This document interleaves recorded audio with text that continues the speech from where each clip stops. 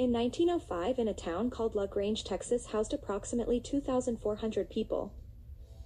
A young woman named Faye Stewart, changing her name to Miss Jessie Williams, bought a small house along the banks of the lower Colorado and opened up an undercover brothel. After learning of the imminent crusade against the red light district, Williams sold her home and purchased 10 acres outside the city limits. In 1917, the Chicken Ranch opened up. It started with 2 sisters that were the original prostitutes and was used for advertising. As the business grew, Miss Jessie had to expand her home and add more rooms. It looked like a typical farmhouse, which had side buildings where chickens would stay. Every evening, Mr. Will Lowison, the local sheriff, whom Miss Jessie befriended, would visit the Chicken Ranch every evening, ensuring that all is well. Learn the latest gossip and whether any patrons boasted any crime. During the Great Depression, Miss Jessie lowered her prices and implemented the poultry standard, charging 1 live chicken for sexual act in order to pay her employees. This is how the Chicken Ranch got its name. The number of chickens exploded, and Miss Jessie supplemented her income by selling surplus chickens and eggs. In 1946, Jim T. Flournoy took office as sheriff. He immediately had a direct line installed at the Chicken Ranch, so he could continue his predecessor's practice, gathering information so he wouldn't have to go there every evening. Miss Jessie began suffering from arthritis in the 1950s, and in 1952 a young prostitute named Edna Milton came to the ranch and soon began almost operating the establishment.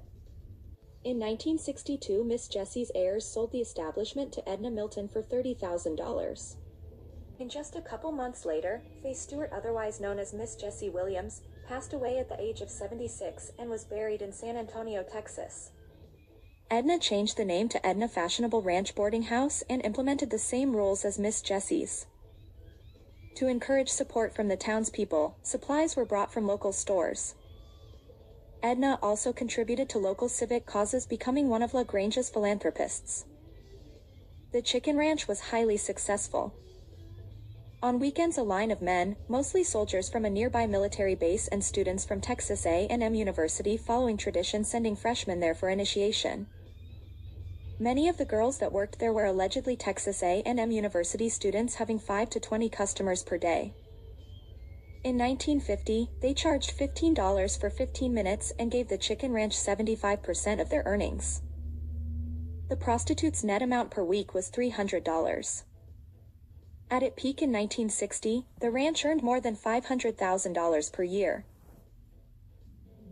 The Chicken Ranch was shut down for a short time in 1973 by Dolph Briscoe, DPS intelligence team, and local law enforcement. It reopened again in July 1973. A Houston investigation television reporter, Marvin Zindler, exposed what was going on inside the Chicken Ranch, claiming illegal activities, and had it permanently shut down. Edna posted a sign on the premises stating it was closed. The Chicken Ranch was perhaps the oldest continuously running brothel in the nation, and 2 years afterwards, potential customers were still showing up. The house was purchased by 2 Houston lawyers. In 1977, part of the house and original furniture were moved to Dallas, Texas, where it opened up as a restaurant with Edna as the hostess. It closed 3 months later. In 1979, Edna opened a bar in Dallas and named it the Chicken Ranch. Again, it closed 1 year later. Edna moved to Gladewater, Texas, where she married her 4th husband.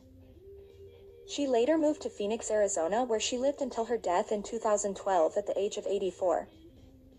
She has 2 daughters and 1 son that died at birth from her first marriage at the age of 16. The ruins of the Chicken Ranch are now on private property, and the owner is working on getting a historical marker for it. As the years go by, the Chicken Ranch is slowly fading away. All that's left are these pictures reminding us what once was, but the memories and the history of it will always remain. Edna's friend and sheriff, William Lowison, passed away in 1966 at the age of 94.